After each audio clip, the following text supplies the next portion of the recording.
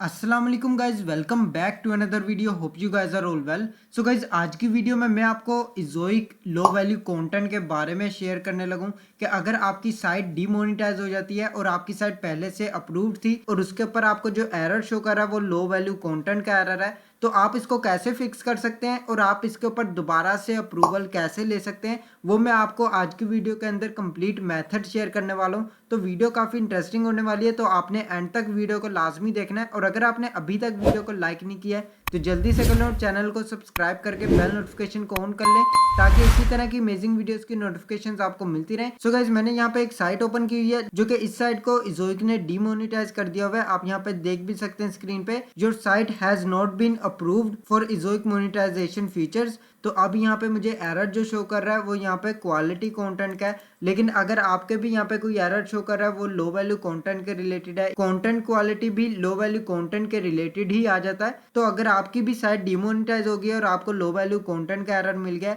तो इस केस में आप अपनी साइट को दोबारा से अप्रूवल कैसे करवा सकते हैं, और जो मैं आपको मेथड शेयर करने वाला हूँ अगर आप उन मेथड्स को फॉलो करेंगे तो आपको ज़्यादा चांसेस होंगे कि आपकी साइट दोबारा से अप्रूव हो जाए और आपको दोबारा से अप्रूवल मिल जाए। प्रूफ दिखाने के लिए भी जीमेल पे लेके चलता हूँ और आपको मैं यहाँ पे दिखा देता हूँ। इस साइट के ऊपर पहले से अप्रूवल मिला हुआ था, साइट के ऊपर ऑलरेडी ये साइट अप्रूव्ड थी, जस्ट ये कुछ डेज पहले ही डीमोनेटाइज हुई है। तो अब आपने इसको दोबारा से मोनेटाइज कैसे करवाना है वो मैं अब आपको प्रॉपर मेथड शेयर करता हूँ। फर्स्ट ऑफ ऑल, आपने कोई भी साइट परचेज की है या आपने किसी भी साइट के ऊपर अप्रूवल लिया है, तो अप्रूवल लेने के बाद फर्स्ट ऑफ ऑल आपने एक काम करना है कि आपने अपनी साइट का बैकअप ले लेना है। बैकअप कैसे लेना है आपको मैं यहाँ पे टूल भी बता देता हूँ। यहाँ पे आप वर्डप्रेस पे आएंगे, वर्डप्रेस साइट अपनी ओपन करेंगे, देन यहाँ पे आपको ऑप्शन मिल जाएगा प्लगइन्स, इस पर आपने आ जाना और यहाँ से आपने ये प्लगइन इंस्टॉल कर लेना है, all in one WP migration. Plugin install करने के बाद आपने सिंपल एक्सपोर्ट ऊपर क्लिक करना है और यहाँ से आपने फाइल को जनरेट कर लेना है।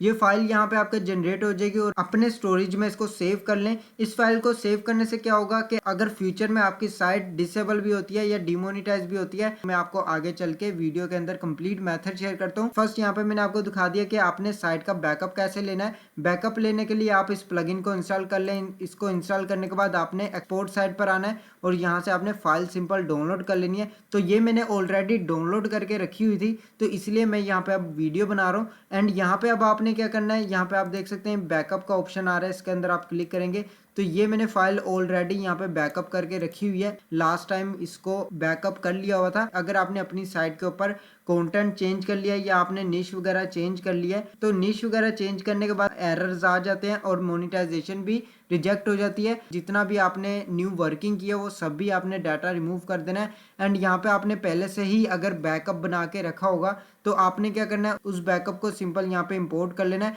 जैसे कि यहाँ पे आप देख सकते हैं इंपोर्ट के ऑप्शंस पर आएंगे, यहाँ से आपने इंपोर्ट करने के बाद इसको सिंपल रीस्टोर कर लेना है। तो मैं यहाँ पे इसको रीस्टोर कर लेता हूँ जस्ट आपको दिखाने के लिए। सो गाइस, बैकअप अपलोड होने के बाद आपने सिंपल यहाँ पे प्रोसीड पर क्लिक करना है। तो यहाँ पे आपका बैकअप जितना भी है यहाँ पे अपलोड हो जाएगा। ओल्ड आपने बैकअप लाजमी क्रिएट कर लेना है। अगर आपकी साइट मोनेटाइज हो चुकी है इजोइक के ऊपर तो आपने उसका बैकअप लेके रख लेना ताकि आने वाले टाइम पे अगर आपकी साइट कभी भी डीमोनेटाइज होती है तो आप उसको दोबारा से भी अप्रूवल के लिए रेडी कर सकते हैं और ओल्ड कंटेंट के ऊपर आपको दोबारा से अप्रूवल मिल सकता है। न्यू कंटेंट आपका जो है वो यहाँ से खत्म हो जाएगा और कुछ टाइम तक आपने लाजमी वेट करना ताकि आपका जो भी न्यू डाटा है वो सभी गूगल से खत्म हो जाए। देन आपने इसका ओल्ड डाटा ऐड करने के बाद दोबारा से री अप्लाई कर देना है। मैं आपको आगे चल के इसका कंप्लीट प्रोसेस भी आपको शेयर करता हूँ ताकि आपको आइडिया हो सके। सो गाइस, बैकअप कंप्लीट होने के बाद अब आपको यहाँ पे फिनिश का ऑप्शन आ रहा है, आपने इस पर क्लिक कर देना है। देन यहाँ पे आप गाइस देख सकते हैं हमारा बैकअप यहाँ पे कंप्लीट हो चुका है। अब आपने साइट को दोबारा से रिफ्रेश करना है। तो यहाँ पे आप देख सकते हैं डेटाबेस अपडेट रिक्वायर्ड, आपने यहाँ पे अपडेट कर लेना है। देन आपने यहाँ पे कंटिन्यू पर क्लिक करना है। अब आपका ओल्ड बैकअप यहाँ पे कंप्लीट हो चुका है। अब आपने यहाँ पे ओल्ड अपना यूजर नेम और पासवर्ड जो भी आपने ऐड किया हुआ था वो यहाँ पे ऐड करना है और उसके बाद आपने इसको लॉग इन कर लेना है। हमारा बैकअप ऑलरेडी यहाँ पे कंप्लीट हो चुका है। अब मैं यहाँ पे आपको साइट भी विजिट करके दिखा देता हूँ। विजिट साइट पर क्लिक करता हूँ। यहाँ पे अब आप देख सकते हैं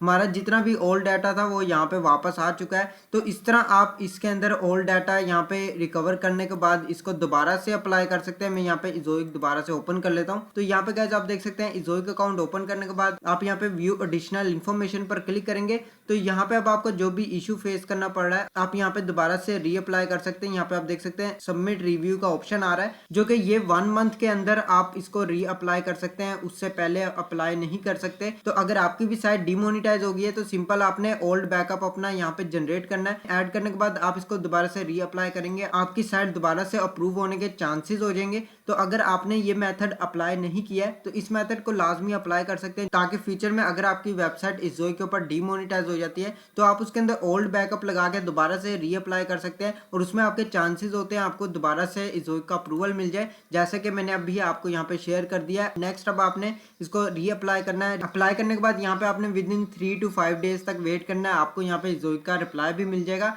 एंड यहाँ पे हो सकता है आपको जल्दी अप्रूवल भी मिल जाए। यहाँ पे आप देख सकते हैं एड मैनेजर अकाउंट स्टेटस जो कि ऑलरेडी ये अप्रूव्ड है और उसके बाद MCM जो कि एड मैनेजर डोमेन स्टेटस है ये भी ऑलरेडी यहाँ पे अप्रूव्ड है। आप यहाँ पे देख सकते हैं your domain has been approved by Google. तो ये यहाँ पे साइट पहले से अप्रूव्ड थी, जस्ट यहाँ पे अब मोनेटाइजेशन जो है वो डिनाइड हो चुकी है। तो आपको सिंपल यही स्टेप्स को फॉलो करना है, आपको भी दोबारा से अप्रूवल मिल सकता है और चांसेस बन जाते हैं दोबारा अप्रूवल मिलने के। तो उम्मीद करता हूँ ये वीडियो आपके लिए बहुत ज्यादा हेल्पफुल होगी। तो आज के लिए बस इतना ही। अगर आपको वीडियो अच्छी लगे तो लाइक का बटन प्रेस कर दें और चैनल को सब्सक्राइब करके बेल नोटिफिकेशन को ऑन कर लें ताकि इसी तरह की वीडियोस की नोटिफिकेशन आपको मिलते रहें। मैं मिलता हूँ आपको नेक्स्ट वीडियो में नेक्स्ट टॉपिक के साथ। अल्लाह हाफिज।